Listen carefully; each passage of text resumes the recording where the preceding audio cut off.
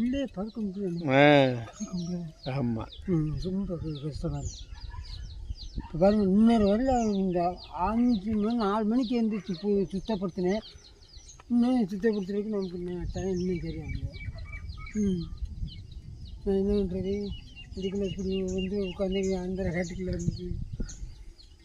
வீடு கடை கேட்குறது அங்கே உட்காந்து 15 லட்சம் 12 லட்சம் ரூபாய்க்கு வீடை கட்டிக்கிட்டு அப்படியே பிடிக்கல.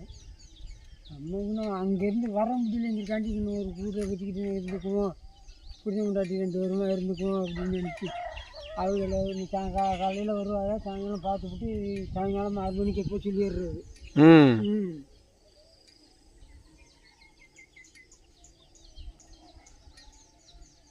வீட்டில் எல்லோரும் நல்லா செய்யணும் இருக்காங்க. ஊசி கூட போயிருக்காங்களா? போயிருக்கா.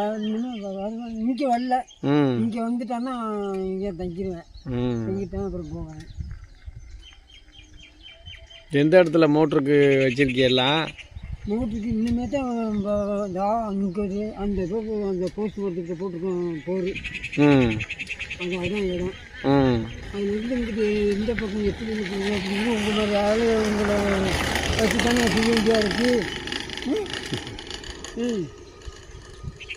நல்லா வாத்துலாம் வச்சிருக்கிய?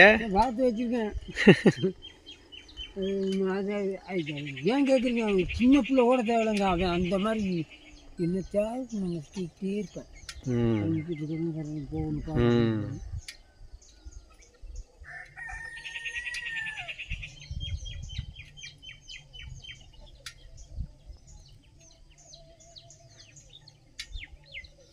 இன்னைக்கு இங்கே வர்றோம்னு சொன்னானா?